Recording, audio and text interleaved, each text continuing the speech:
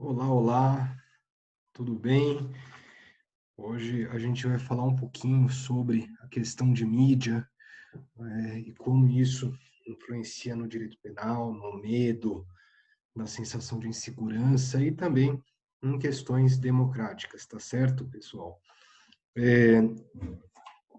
A gente primeiro tem que pensar no por que a mídia existe, né? Qual é o intuito dela, principalmente os veículos de comunicação de massa. O que eles proporcionam, né? Sendo que veículos de comunicação de massa são aqueles veículos, aqueles, aqueles meios de comunicação que fazem com que muitas pessoas recebam informações. Então, por exemplo, quando a gente está falando de uma carta, a gente não está falando de um veículo de comunicação em massa, né, ou de um meio de comunicação em massa. Por quê? Porque só uma pessoa recebe, assim como um telefonema, um celular, via de regra, não é um veículo de comunicação de massa. Diferente da televisão, das revistas, das mídias sociais, em que todos esses são meios de comunicação de massa, justamente porque possibilitam a muitas pessoas fazerem a comunicação, receberem uma informação. E qual é o intuito? Para que servem esses veículos? Primeiro, para vigiar e para, né, vigiar no sentido de dar transparência. Então, vigiar o poder público, vigiar empresas, pessoas públicas, para que a sociedade, os cidadãos, eles possam ter um conhecimento maior do que se passa. Então, o primeiro motivo justamente é a questão da vigilância e da transparência. Lembrando que muitas das informações que nos chegam sobre irregularidades ocorridas em empresas, no setor público, nos chegam por meio do rádio, da TV, da internet. Tudo isso acaba sendo, os meios de comunicação eles têm uma função muito importante, né? Inclusive, é, um jornal, uma TV, a mídia que não incomoda, não está cumprindo o seu papel de forma correta, uma vez que precisa incomodar aqueles que ela deve fiscalizar. Obviamente, os governantes têm que sentir a mídia no seu calcanhar, porque assim a possibilidade de irregularidades ocorrerem aumenta, né? Reduz a possibilidade de irregularidades ocorrerem nesse sentido. É, mas também a mídia serve para outras duas coisas. Primeiro, formar o consenso, garantir que as pessoas busquem os mesmos fins. Então, orientar a forma como as pessoas elas pensam e o que as pessoas desejam numa sociedade como a nossa, que é extremamente complexa, em que os estratos sociais acabam fazendo com que seja cada vez mais difícil que os interesses sejam convergentes. Para isso, a mídia tem um papel fundamental, uma vez que ela mostra quais são os principais assuntos, por meio da teoria da agenda, que a gente vai ver daqui um pouquinho o que é isso, e também é,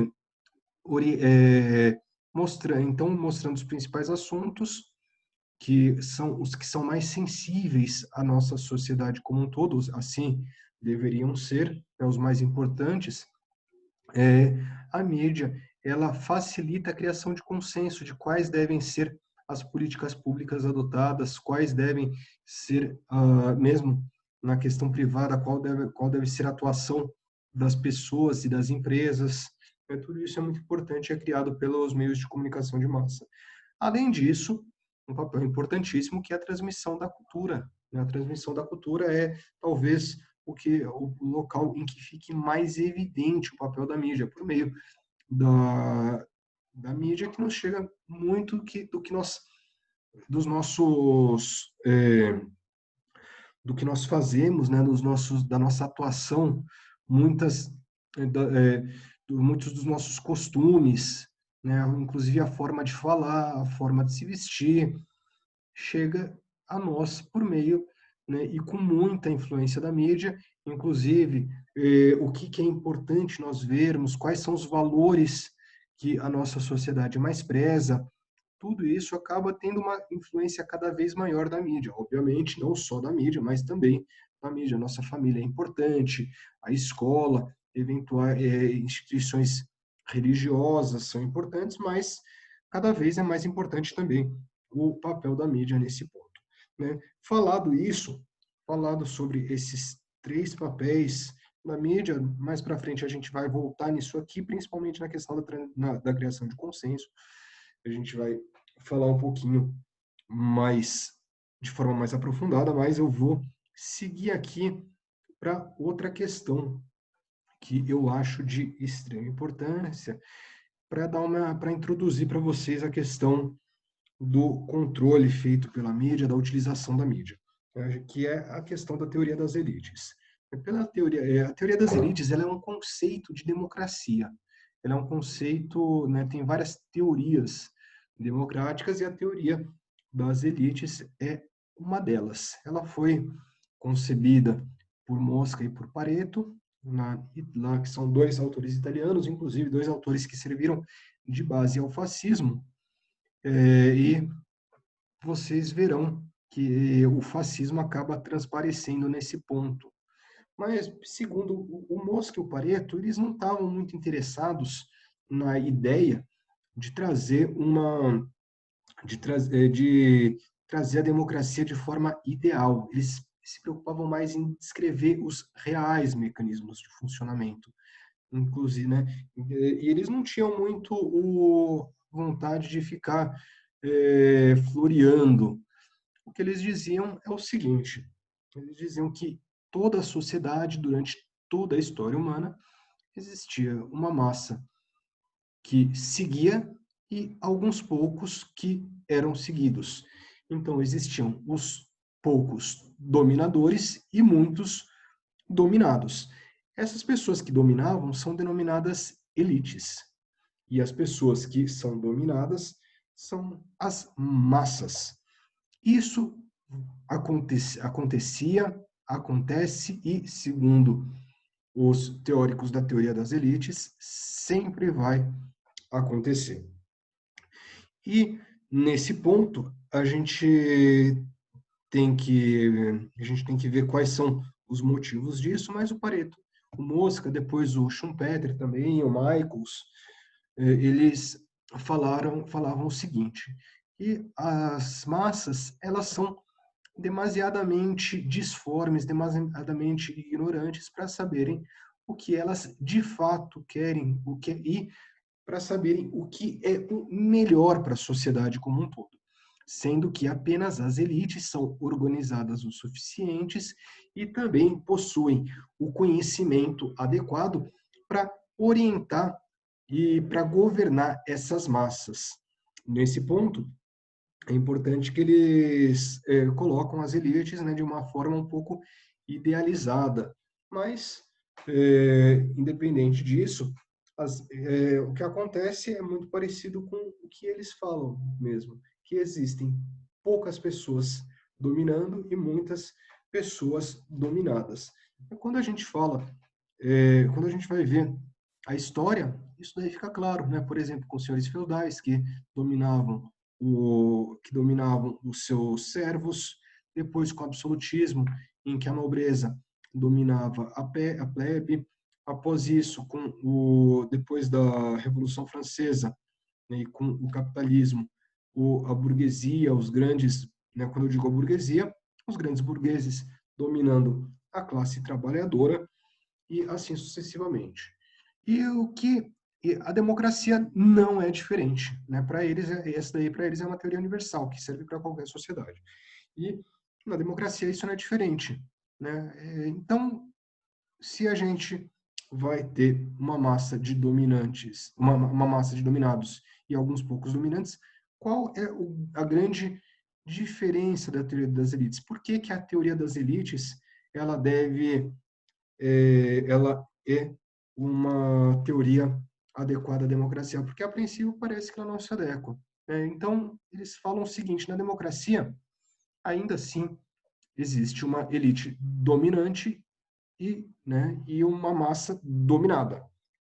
Qual é a diferença? O que acontece na democracia? Na democracia, quem escolhe a elite que vai dominar, né, a elite que será o que ditará as regras, são as massas. Então, as massas, de 4 em 4 anos, elas vão até as urnas e escolhem quais as elites que as dominarão. Essa é a grande diferença da democracia para os demais sistemas de governo. Nos outros sistemas de governo, o que acontecia? A elite, ela, as massas, elas não poderiam escolher as elites. Já na democracia, é possibilitado às massas que escolham qual seria a elite que vai dominá-las. E isso, vamos concordar, já é um grande avanço, né? Afinal, não era mais, não deixou de ser a pessoa passou a dominar por conta, por exemplo, de um poder divino ou por ter mais força. E passou a dominar porque o povo havia dado esse poder a essa pessoa. Mas sempre será uma elite que vai dominar. E é importante a gente falar que não existe uma elite, existem diversas elites e essas elites estão brigando pelo poder, estão querendo ter o poder. Essas elites são compostas de diversas pessoas de diversas áreas. Então, não são apenas políticos. Existem políticos que fazem parte dessas elites, assim como existem empresários, existem é, comunicadores, existem governantes, comerciantes, professores, né, os próprios membros de sindicatos, todas as pessoas acabam fazendo parte dessas elites que vão buscar aproximação com os círculos de poder. E como que a pessoa faz para chegar, para ser membro dessa elite? Né? Porque não é simples assim, olha, eu quero montar uma elite, vamos montar um clube. Não, não é assim. Essa elite, a pessoa ela tem que ascender, ela tem que chegar, ela tem que ser acolhida por pela, pelos demais membros da elite. O primeiro critério é o nascimento. Então, a pessoa que nasce num, de uma forma privilegiada, ele tem mais facilidade de fazer parte de uma elite do que as pessoas que não nascem em berço esplêndido. O segundo ponto é a questão financeira, a questão do dinheiro. As pessoas que têm mais dinheiro tendem a fazer parte das elites, principalmente num sistema capitalista em que poder e dinheiro estão ligados, mas não necessariamente uma pessoa que tem muito dinheiro, ela vai fazer parte da elite, ela pode ou não ser aceita ou não ter interesse em fazer parte das elites, por quê? Porque ela não quer ela não tem interesse pela briga política, pela briga pelos círculos do poder, né? A política é o que eu digo aí, lato sensu, não somente a política partidária. E o terceiro critério para fazer parte da elite é o mérito, é o conhecimento ou o trabalho. Então, é aquela pessoa que se destaca pelo que ela faz. Ela se destaca porque ela é um grande acadêmico, ela é um grande empresário, ela, apesar de não ter nascido numa família abastada, ela chegou lá, é um grande político. Talvez uma das pessoas que sirvam de exemplo e que foi alçada a uma dessas elites por conta de questões meritórias, por conta do trabalho que ele fez durante diversos anos. O Lula, que veio de Garanhuns, de uma cidade pernambucana, uma cidade pobre, né, era uma pessoa pobre, veio para São Paulo e, por conta do trabalho que foi feito no sindicato, foi fazendo no sindicato, ele acabou estabelecendo contatos, é um exímio político e acabou sendo aceito pelas elites para fazer parte dos círculos de poder. Então, houve uma elite que o acolheu. É importante, né? E daí houve uma elite. Vejam que eu disse que não estou falando uma elite como um todo, mas existem diversas elites. E essas elites na democracia ficam brigando pelo poder. A elite que acolheu o Lula, a uma elite mais ligada à esquerda, né? Assim como a elite que acolhe o Bolsonaro é uma elite de extrema direita. Temos outras elites, por exemplo, elites ligadas ao Fernando Henrique, que é uma elite de centro-direita voltada para o público acadêmico. Temos uma elite mais à esquerda, que também que é muito voltada para a academia, que é a elite que tem o PSOL, por exemplo, mas são diversas essas elites que ficam brigando pelo poder. Só que é interessante, porque as elites elas vão fazer, invariavelmente, com o tempo, elas vão fazer não o que é bom para todos, mas o que é bom para elas. Né? Quem tem o poder com o tempo, ele vai acabar é, utilizando o poder em benefício próprio. Isso é da natureza humana. Inclusive, a teoria das elites ela surgiu criticando muito o socialismo, criticando muito o governo da União Soviética, porque ficou claro que aquelas elites, que aquela elite que foi alçada ao poder na Revolução de 1917 lá na Rússia, ela acabou deixando de beneficiar o partido, de beneficiar o povo, para beneficiar os membros do partido. Então, era uma forma também daquelas pessoas mostrarem para os seus, mostrarem para as demais pessoas que, olha, apesar de falarem que é um governo de esquerda, que é uma economia planificada, não é bem assim. Eles trabalham para poucas pessoas e deixam, enquanto isso, o povo fica em segundo plano. Né? E, aliás, isso daí né, a questão de deixar o povo em segundo plano e trabalhar em benefício de poucas pessoas é muito comum em governos autoritários, né? Assim como era o governo soviético, como era o governo nazista, o fascismo italiano também, as ditaduras militares. Mas como que faz para as massas ficarem quietas, para as massas não se rebelarem, para aquele, né, como algumas pessoas, né, como eles diziam, para aquele rebanho ficar domesticado, né? Quando eu digo rebanho, inclusive a forma que alguns teóricos das elites utilizavam, né? Falavam, comparavam as massas a gado, né? Porque era como se as elites fossem os pastores desse gado que os guiavam. Mas como fazia para guiar essa pessoa? Através, né? Porque, aliás, é necessário, senão, se você não guia, se você tem uma rebelião, você perde o poder. Então, nesse ponto, é que a gente volta aqui para a questão da comunicação, que a forma de conseguir o domínio das massas é através da criação de consenso. Né? Você pode dominar as massas através da força ou dominá-las através do consenso. Inclusive, é importante a gente ter em mente que a democracia, a mídia está para a democracia, assim como o porrete está para a ditadura.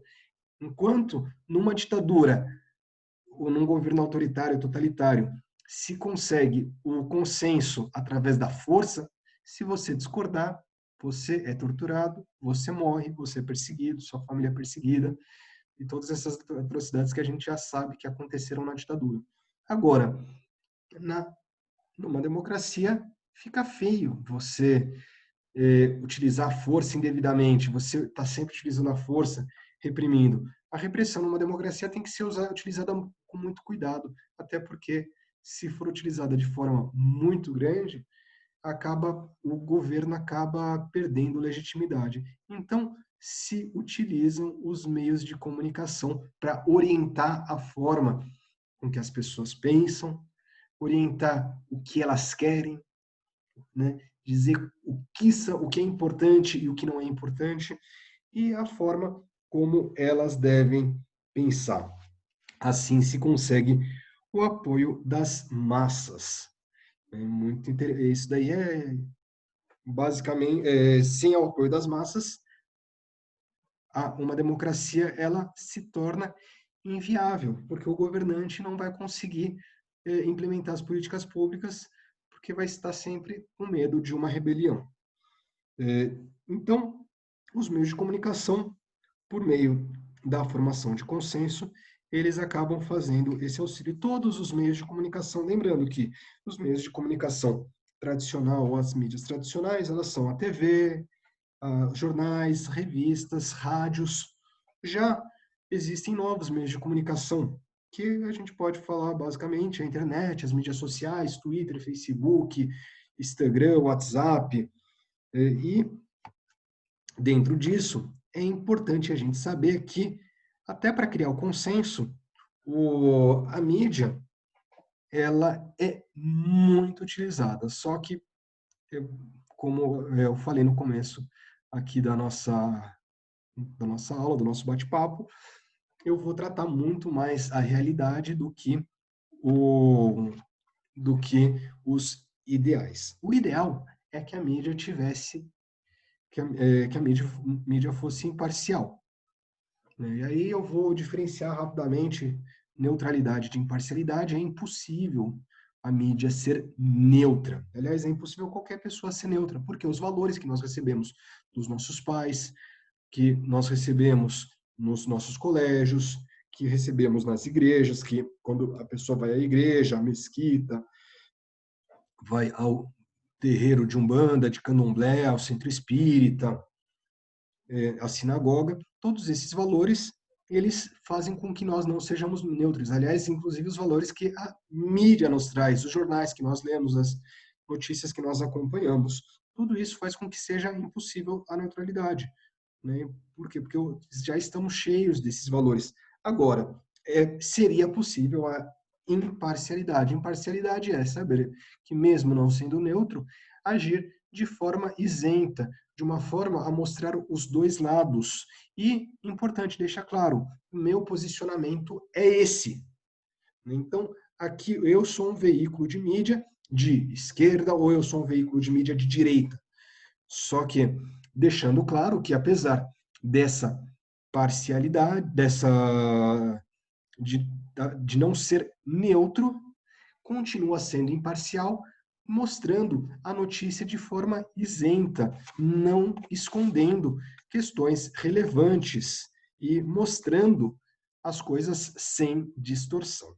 Tá? Como a gente vai ver, não é isso que acontece, né? Aliás, é importante a gente dizer que, quando a gente está falando de mídia, estamos falando da criação de uma imagem. Então, o que nos chega sempre vai chegar com uma visão de segunda mão. Quase tudo que nós conhecemos do mundo, nós não conhecemos porque nós vimos com nossos próprios olhos, porque nós sentimos, porque nós estivemos lá. Não, nós conhecemos grande parte do que ocorre no mundo hoje por meio da mídia. Então, por exemplo, o que o presidente falou na reunião ministerial hoje, né, a gente vai ver nos jornais e vai nos chegar através dos jornais. E, obviamente, não vão passar a reunião inteira, vão passar os principais momentos, os principais assuntos, né? O que aconteceu, o que está acontecendo na Europa, nos Estados Unidos, na África, as guerras, os acordos comerciais, os novos produtos que estão sendo lançados, tudo isso nós sabemos porque a mídia nos trouxe. Com isso, a gente tem uma visão limitada, né? O que o Lippmann chama de uma pálida relação com a realidade. Por quê? Porque o que nos chega, primeiro, é impossível para qualquer veículo de mídia mostrar tudo o que acontece no mundo, né? Isso é absolutamente impossível. Então, seleciona-se o que é mais importante, aqueles assuntos mais relevantes, para passar uma visão geral, uma visão, inclusive, superficial. Nesse ponto, a mídia ela condiciona o que a pessoa vê e, principalmente, condiciona o que a pessoa não vê. Então, muito do que talvez fosse importante para a nossa vida pessoal não nos é mostrado porque a mídia não nos mostra. Por quê? Porque muitas vezes não é interessante. A gente sabe que, aliás, importante dizer, não sei se não lembro se eu já falei, mas os comunicadores e principalmente os donos dos veículos de comunicação, eles também fazem parte das elites, eles estão aliados a uma ou a outra elite. E eles agem de acordo com os interesses, que podem ser interesses políticos, econômicos, mercadológicos, financeiros, existem diversos interesses aí que podem guiar os donos dos meios de comunicação, a linha editorial de um jornal, quais são as notícias, quais são os programas que serão transmitidos, como o que será tratado em determinado filme, em determinada novela, em determinada série. Tudo isso é feito de acordo com interesses. E esses interesses vão determinar o que será transmitido e como será transmitido. Então, imaginem só, uma pessoa, dois jornais, eles podem dar a mesma notícia, só que com visões diferentes. Enquanto um jornal ele passa uma notícia com um viés voltado para privatização, né? Vamos falar agora, essa semana, como vocês devem ter acompanhado, houve uma mudança com relação ao saneamento, às diretrizes de saneamento básico. Então, determinados setores da sociedade, pelos mais diversos motivos, podem ser ideológicos, podem ser mercadológicos, econômicos ou financeiros, podem ser interesses legítimos ou ilegítimos, inclusive, eles entendem que é o caso de do saneamento básico ter uma participação maior da iniciativa privada, e outros entendem que não, que deve ter uma participação do poder público. Então, essa mesma notícia, se formos pegar um portal de esquerda, dirá uma coisa, passará uma visão de como dos benefícios e dos malefícios que isso nos trará. Já um portal de direita nos trará uma visão completamente diferente. Nesse ponto, é interessante a gente ter em mente que a nossa visão, ela acaba sendo, na nossa visão, os nossos valores, as nossas opiniões, elas acabam sendo manipuladas pelas notícias que nos chegam. Né? Aliás, um dos interesses que faz com que essas notícias não cheguem é a audiência. Na audiência, ela tá aí a principal preocupação dos meios de comunicação, é o Ibope, é saber quantos leitores cada jornal tem, quantos ouvintes cada rádio tem, quantos telespectadores os jornais têm, quantos seguidores determinado determinado perfil no Twitter, no Instagram tem, quantos compartilhamentos determinada notícia tem no Facebook. Tudo isso, né, a audiência é extremamente importante, por isso a mídia acaba transformando muito do que a gente tem no espetáculo. E daí a gente tem um pouco aí de uma sociedade do espetáculo. Por quê? Porque você tratar as coisas de uma forma diferente, de uma forma emotiva, de uma forma novelesca, acaba atraindo mais audiência. E, aliás, a sociedade do espetáculo, ela acabou nascendo junto com os meios de comunicação de massa. E teve uma coisa muito boa, que ela forneceu a cultura para todos, deu uma proporcionou a todas as pessoas que conseguissem de alguma forma acessar meios culturais, então ter acesso a filmes, a jornais, a novelas, ter acesso à arte, ter acesso à música. E com isso, trouxe diversos benefícios. Aliás, muito legal. Antigamente, eram poucas as pessoas que poderiam ouvir música erudita. Aliás, inclusive eram poucas as pessoas que ditavam o que era cultura. Hoje não, hoje todo mundo pode ditar o que é cultura. Uma pessoa que está lá no Morro da Rocinha, que está em Paraisópolis, em Heliópolis, ele faz uma música e ele vai ditar o que é cultura. Tem gente que fala, não, mas o funk não é cultura para mim. É cultura. Isso é uma manifestação cultural. A gente não precisa gostar. Eu não gosto de sertanejo, mas eu admito que é cultura, e é uma cultura importante. Aliás, o rock, que o pessoal que fala que funk não é cultura, fala não, adoro rock, mas o rock já foi visto lá atrás pelas camadas dominantes como não sendo uma, uma forma de cultura. E hoje absolutamente aceita como uma forma de cultura, né? Aliás, tudo isso é o grafite, que antes não era visto como uma forma de cultura, hoje é visto como uma forma de cultura. Só que isso é a parte boa dos, da popularização da cultura. Tem a parte ruim. A parte ruim é que a cultura ela virou sinônimo de diversão e de entretenimento.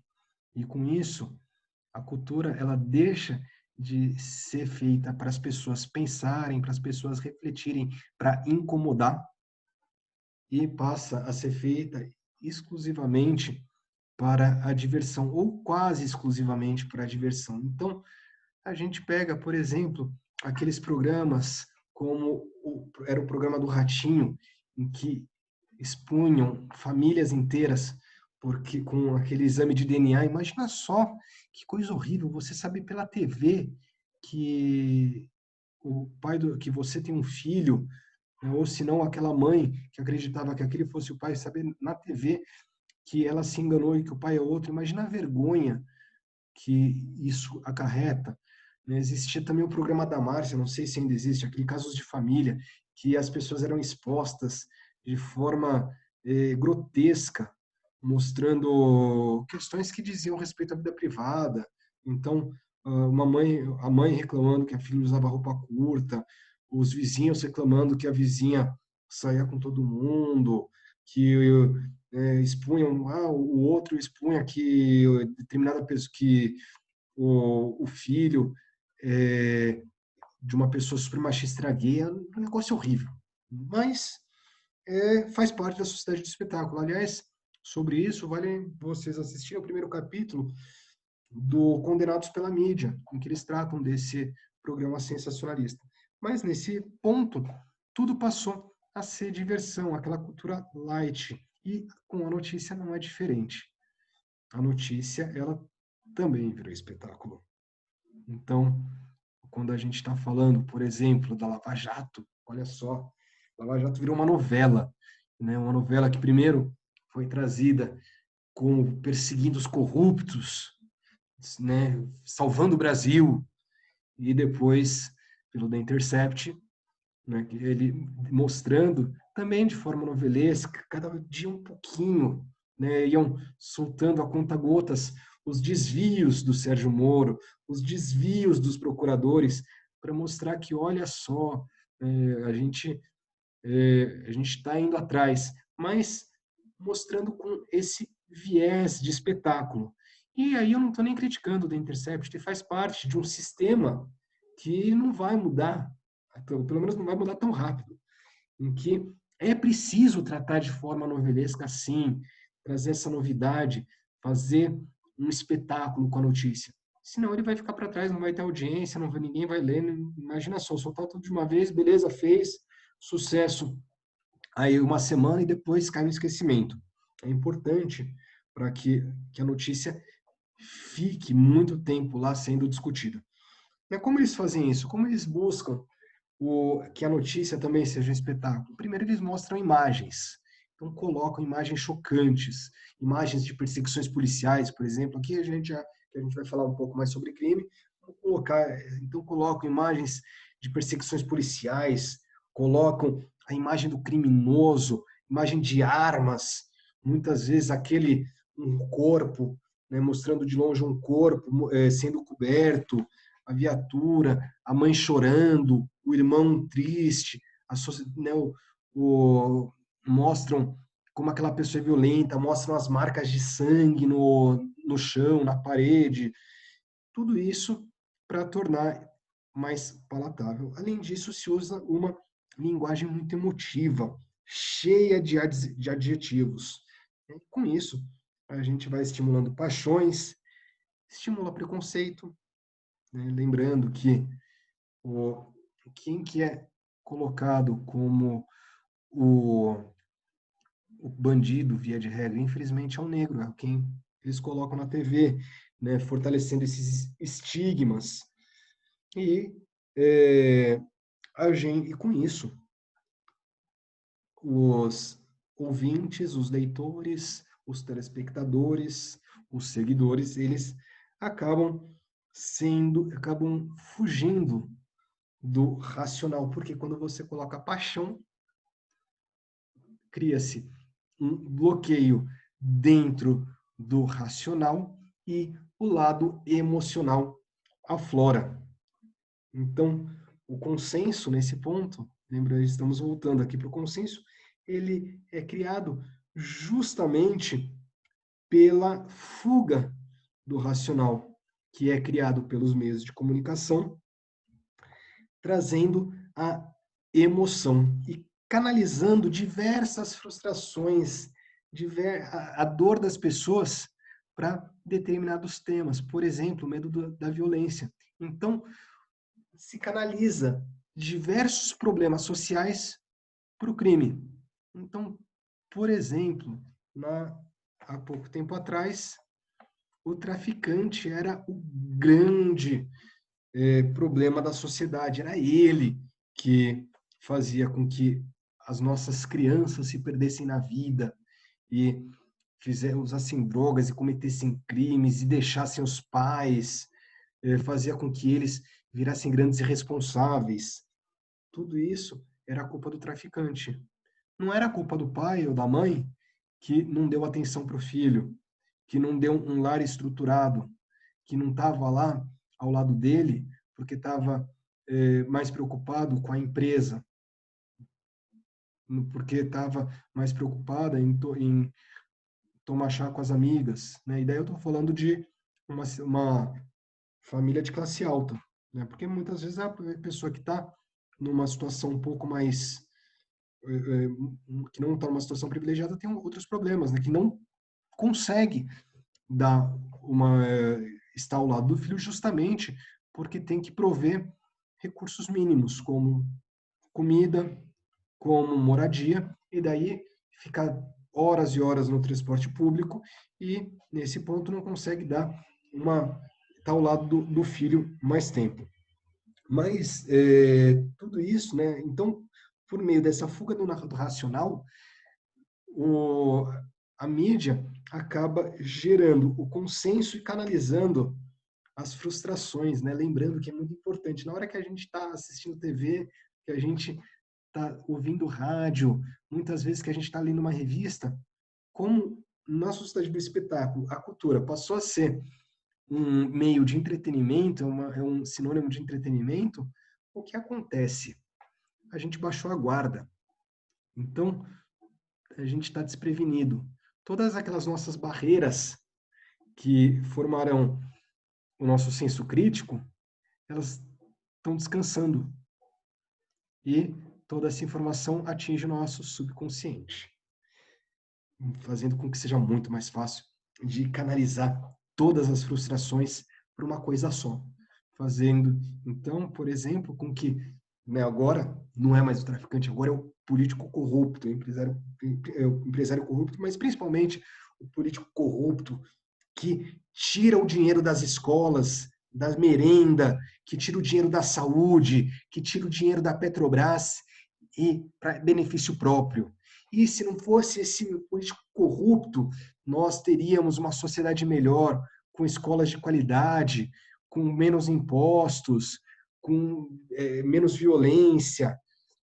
E, inclusive, olha só, esses políticos corruptos, eles estão destruindo a moral das nossas crianças, estão estimulando a homossexualidade, estão estimulando que nossas crianças elas ela, é, elas achem normal um homem transar com um homem, uma mulher transar com uma mulher, inclusive estão distribuindo kits gays nos colégios. Olha só o que a nossa mídia faz, né? Uma parte, a mídia tradicional, né, falando que, olha só, estão tirando o dinheiro das escolas, poderíamos estar pagando menos impostos, e depois a mídia alternativa, que usou amplamente o kit gay e essa depravação moral que a esquerda estaria causando, inclusive com a distribuição de kits gays. Olha só que coisa interessante. E com isso, né, se utiliza inclusive uma fórmula nazista, que é uma fórmula muito utilizada pela mídia, que, foi criada por Goebbels, que é uma verdade, uma mentira dita 1000 vezes torna-se uma verdade. Então, olha só, o kit gay, ele não existe. Mas 84% dos eleitores do Bolsonaro acreditaram que existia o kit gay, porque foi muito repetido. Mas não vamos falar que eu estou falando só do Brasil. A notícia que teve maior repercussão na eleição americana era uma notícia falsa, que dizia que o Papa estava apoiando o Donald Trump, não na eleição de 2020, na eleição de 2016. Olha só que absurdo, né?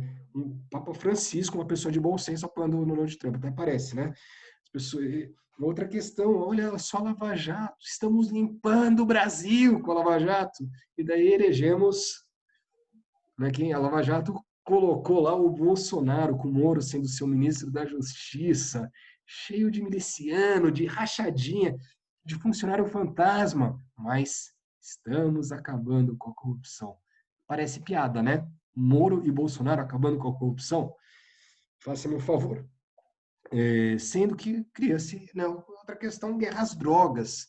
Morre-se muita gente, toda hora morre-se por conta da guerra às drogas. A única coisa que essa guerra às drogas gera é corrupção e violência, né? Sendo que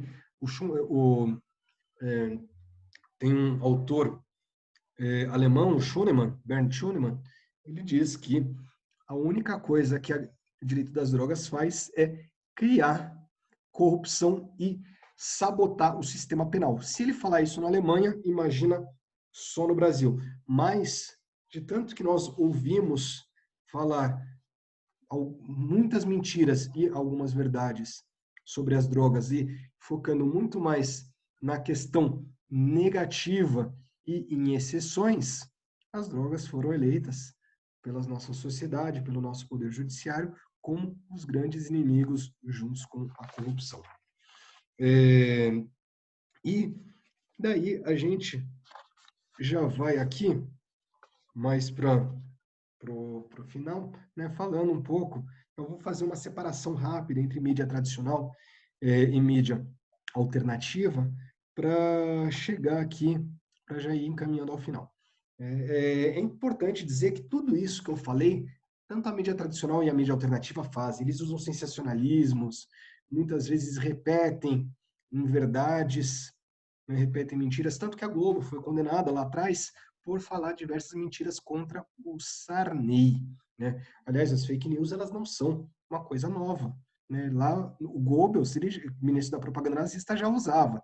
A diferença é que com a internet, os veículos de comunicação de massa passaram a não deter mais o monopólio sobre as fake news. Mas elas já existiam há muito tempo, só que elas eram utilizadas com um pouco mais de cautela e era mais difícil de descobrir, porque, como eu falei lá no começo, se chega aquela informação pelas nossas...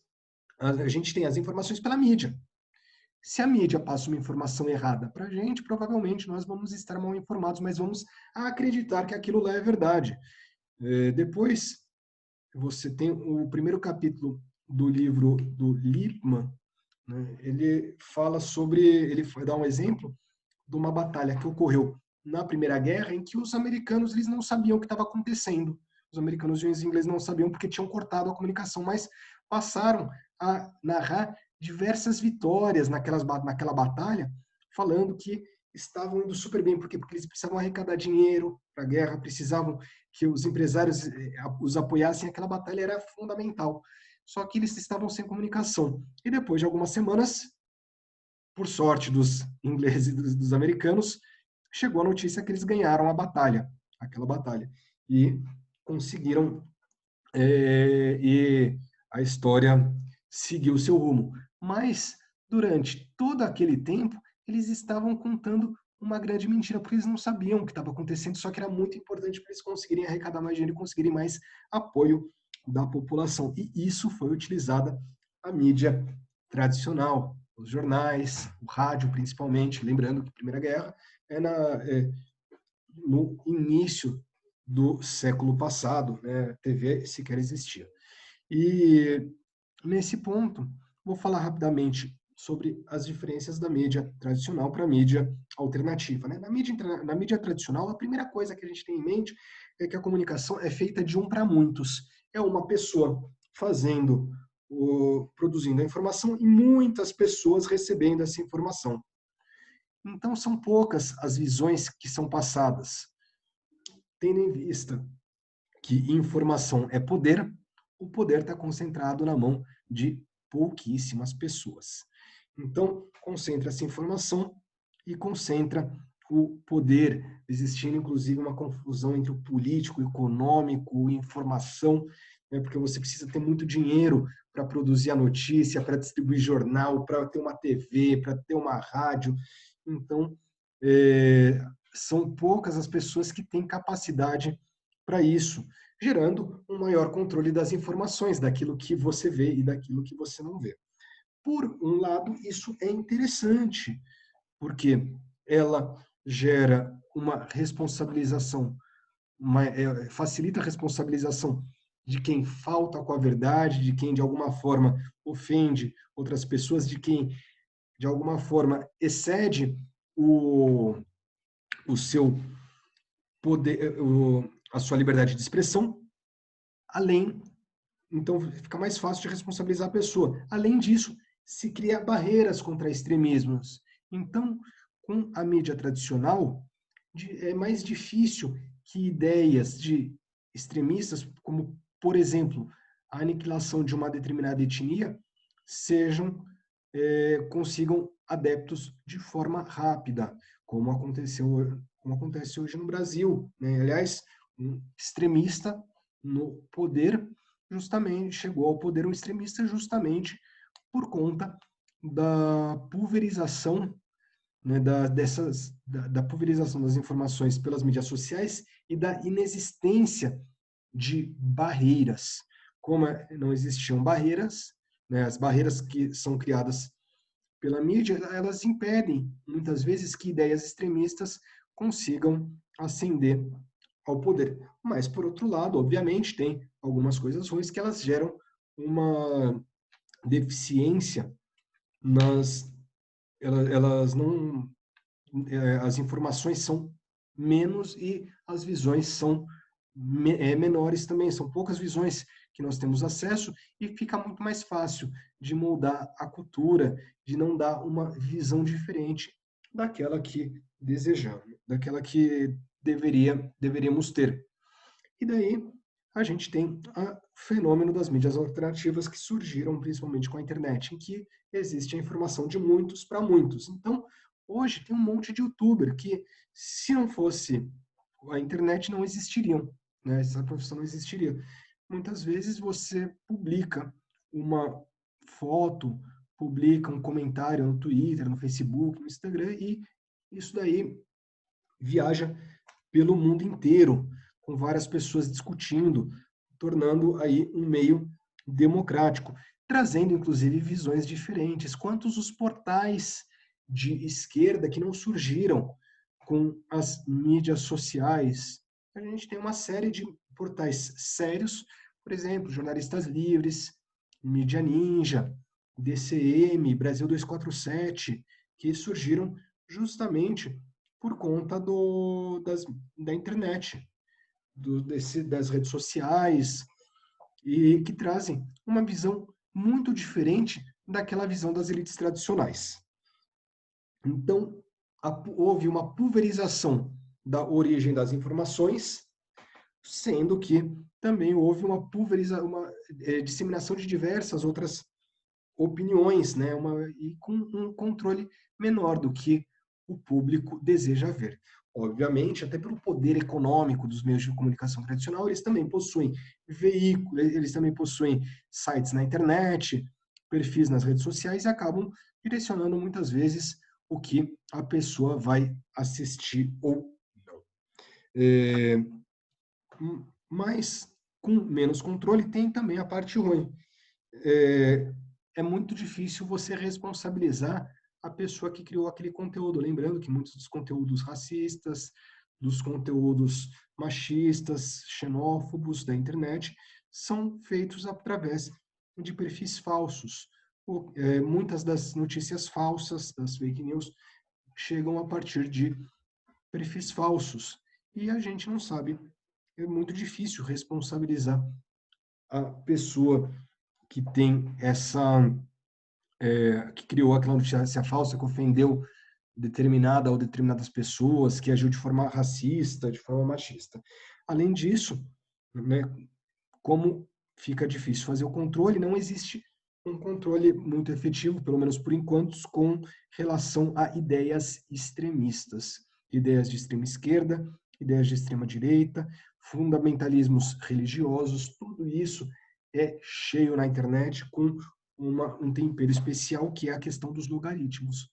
A questão dos logaritmos faz com que a pessoa ela seja cada vez mais cooptada por determinadas ideias e que ela só receba aquelas informações, fazendo com que aquela visão que ela tem de mundo seja confirmada pelas informações, né, que ela está recebendo de poucas pessoas, né? Eu lembro que quando na eleição de 2018, se eu fosse fazer uma pesquisa nas minhas redes sociais, o segundo turno ia ser entre o Haddad e o Ciro, sem dúvida nenhuma, e disparado. Não é o que aconteceu, obviamente. Por quê? Porque eu estava numa bolha de informação. Eu estou numa bolha de informação, assim como todos nós estamos em bolhas de informação. Porque esse logaritmo vai fazendo com que nós nos isolemos cada vez mais. Aliás, esse logaritmo faz com que os extremistas se agreguem e ganhem força. Então, ideias extremistas acabam sendo cada vez mais aceitas, porque a pessoa fala assim: olha só, não sou só eu que sou nazista, tem um monte de nazistas. Aliás, a maioria das pessoas no Brasil são nazistas, pelo que eu posso constatar aqui nas minhas redes sociais. Olha, né, o logaritmo nos leva até essa falsa percepção da realidade. Outra questão, como eu já falei, das fake news, elas não nasceram com a internet. Elas já eram muito disseminadas, mas com a internet elas proliferaram, elas viraram uma nuvem de gafanhotos.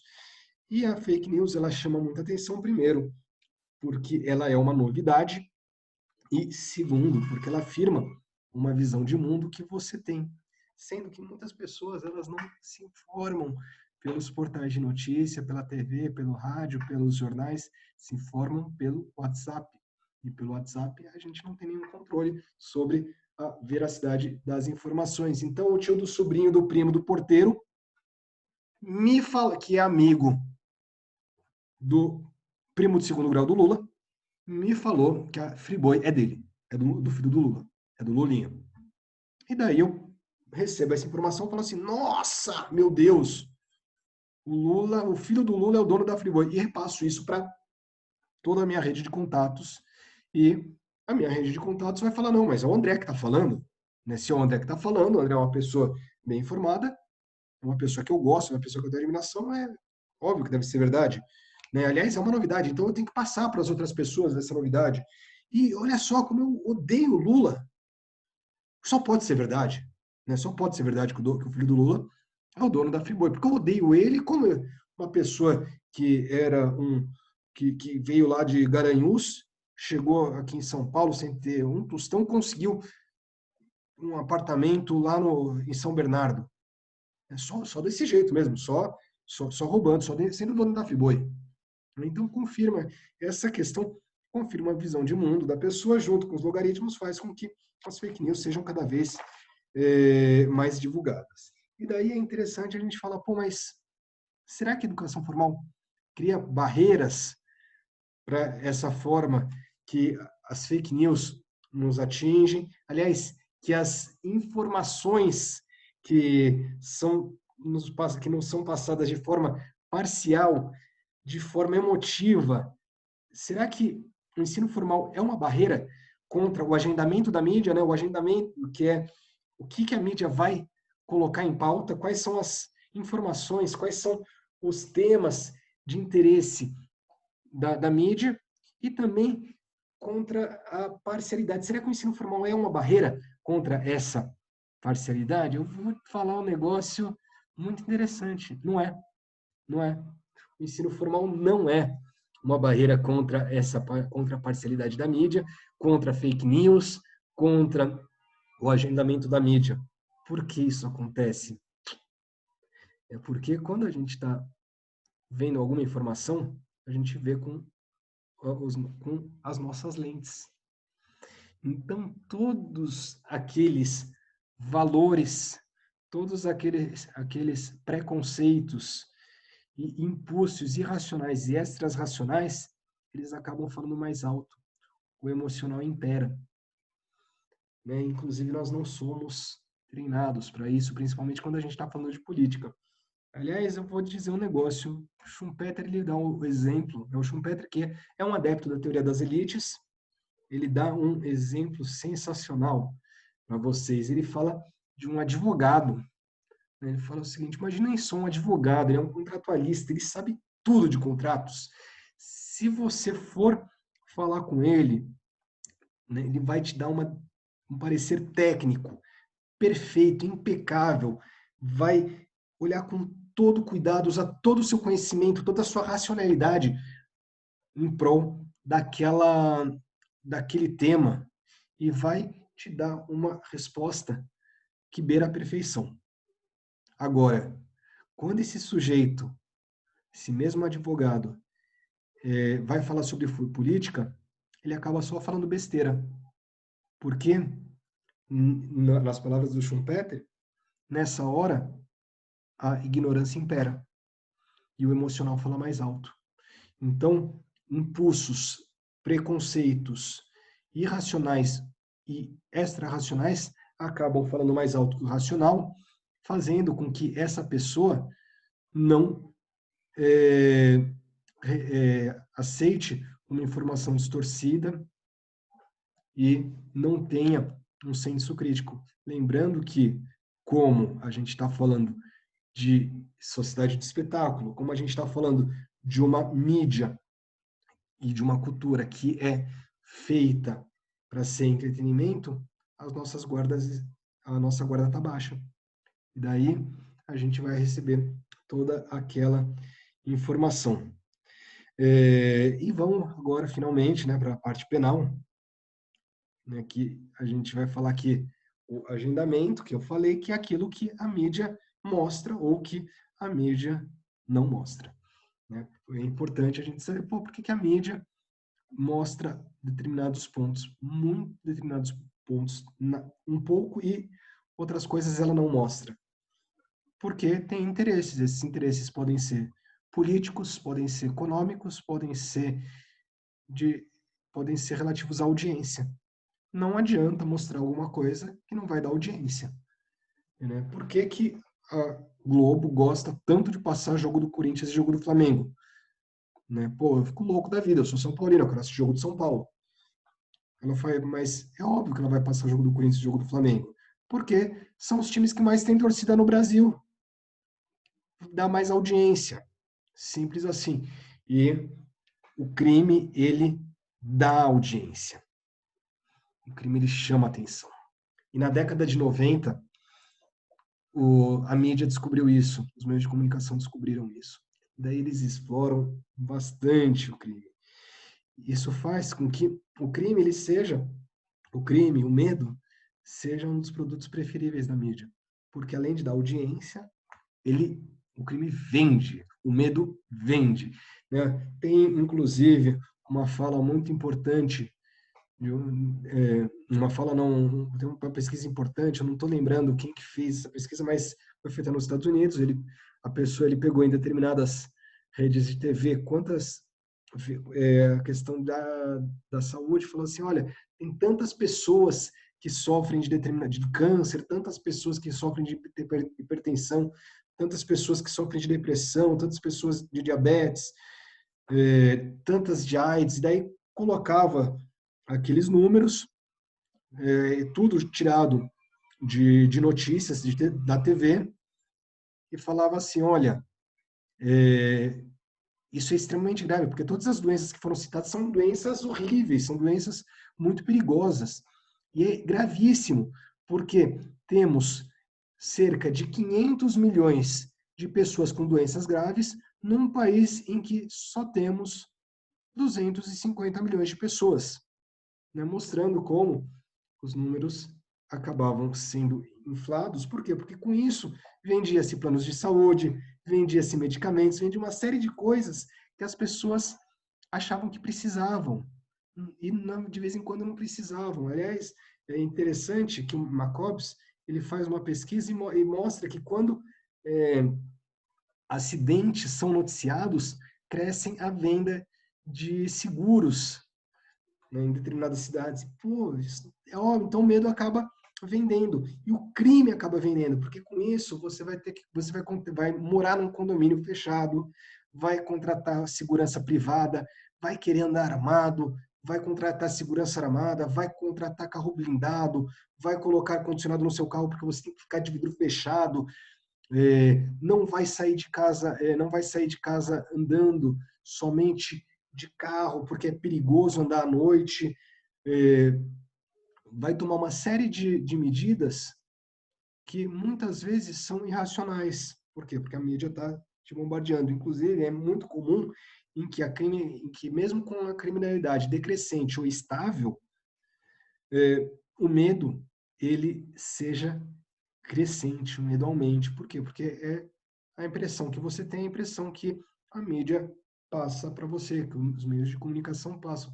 Aliás, inclusive tem uma parte muito legal do Jacobs, que ele fala de uma época em que foi feito o filme Tubarão, lá nos Estados Unidos. E com o filme Tubarão, diversas emissoras começaram a noticiar ataques de tubarões. Por quê? Porque fazia sucesso. Tinha uma conexão com o filme, todo mundo gostou do filme, e daí começaram a cada vez mais noticiar tubarões, ataques de tubarões. E as pessoas elas morriam de medo de ataques de tubarões. Olha que coisa interessante. Numa pesquisa, elas chegaram à conclusão que era muito mais fácil uma pessoa morrer com uma TV caindo em cima dela do que num ataque de tubarão. Ou seja, se você fosse mudar de canal para assistir o filme do filme Tubarão, era mais fácil você morrer do que se você estivesse tomando banho numa praia. E apesar das pessoas não terem medo de morrer com a TV caindo em cima delas, mas terem medo de morrer com o ataque de tubarão. Só que a exploração desse medo, ela acaba sendo muito perversa e destruindo muitas vezes os alicerces da democracia. Primeiro, porque ela dá o anonimato daquelas pessoas, ela não trata aquela pessoa que está sendo retratada no papel de vítima ou no papel de autora do crime como uma pessoa, mas sim como um personagem. Isso aí gera uma sensação de anonimato, fazendo com que aquela pessoa ela não seja mais vista como um ser humano, mas apenas como um personagem. Não é mais uma pessoa capaz de fazer coisas boas e coisas ruins. Uma pessoa que tem sentimentos, que tem uma família. Ela é somente um personagem, uma pessoa ou 100% boa ou 100% ruim. Isso o problema começa daí. Além disso, cria estigmatizações. Acaba estigmatizando a pessoa. Então, olha só, a classe política como está hoje. Por quê? Estigmatizou-se dizendo que todo político era corrupto. Então, se você é político, você é corrupto. Sendo que existem bons políticos e maus políticos. Outra questão, a questão a questão do racismo. O racismo ele é muito estimulado por essa questão midiática, porque quando vai mostrar uma pessoa que cometeu um crime, muitas vezes as TVs mostram um negro e acaba fazendo com que o negro fique estigmatizado. Além disso, é criado um sentimento maniqueísta na sociedade, porque o crime é retratado de uma forma novelesca com mocinhos e bandidos. O bandido, no crime comum, é o negro, o favelado, o pobre.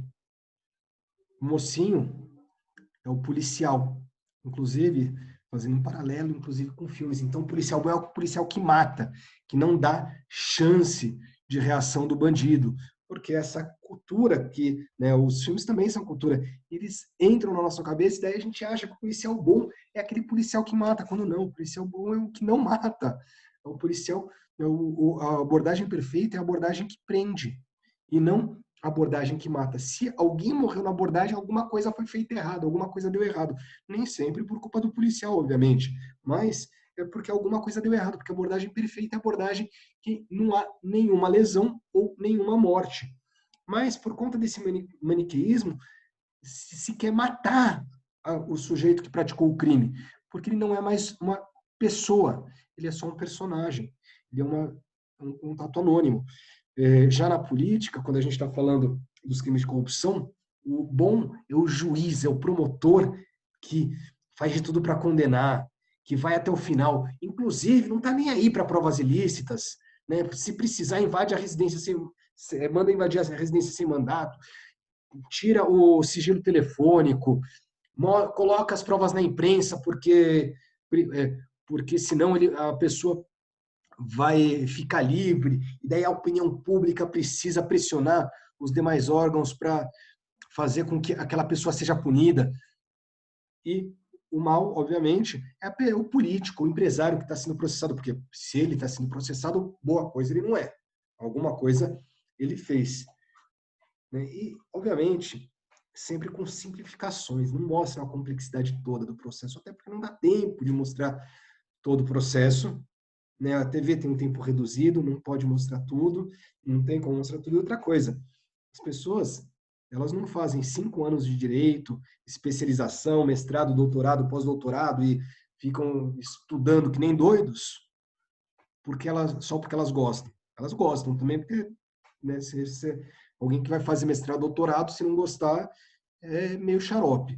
Mas elas fazem também, elas fazem isso para serem melhores, para entenderem mais. E a mídia, ela está transmitindo principalmente para pessoas leigas, para pessoas que nunca tiveram contato com o processo, que nunca viram o processo. Algumas delas nunca entraram numa delegacia. Então, essa visão é muito simplificada.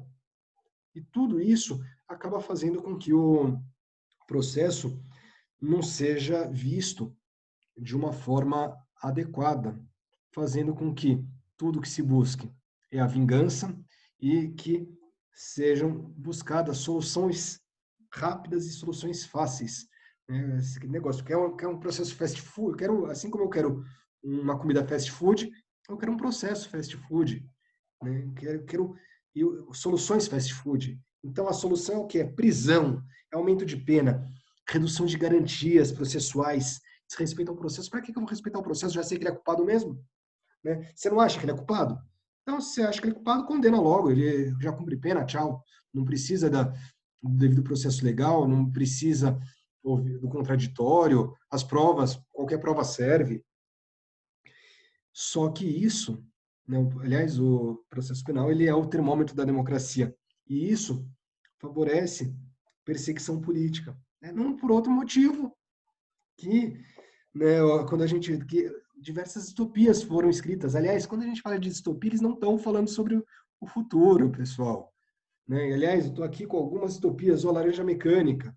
Quando o Burke escreveu Laranja Mecânica, ele não estava falando sobre uma sociedade futurista, na verdade, ele estava fazendo alusão a uma sociedade futurista, mas falando problemas da sociedade inglesa que ele vivia. O George Orwell também, quando ele escreveu 1984, ele não estava falando lá, fazendo uma crítica ao futuro, ao que ia acontecer. Era uma crítica à sociedade stalinista, à União Soviética stalinista. Pessoal, não era relativo ao futuro, era relativo ao passado, assim como quando o Ray Bradbury escreveu Fahrenheit 451, ele não estava fazendo uma crítica, prevendo que as pessoas iam queimar livros, iam fazer perseguições políticas, aqueles que leram, aqueles que tinham uma forma diferente de pensar na sociedade. Ele estava fazendo uma crítica ao fascismo e ao nazismo. Olha só. Né? Então, eles contavam uma história futurística, uma distopia, mas, na verdade, era uma crítica à sociedade ou a questões dentro da sociedade. E em todas essas críticas, aliás, em toda a história do direito penal moderno, o sistema penal foi utilizado para a perseguição política. Foi utilizada durante o stalinismo, foi utilizada durante o nazismo, foi utilizada durante o fascismo, foi utilizada nos regimes comunistas, foi utilizada nas ditaduras latino-americanas, foi utilizada e é utilizada em Cuba e na Coreia do Norte.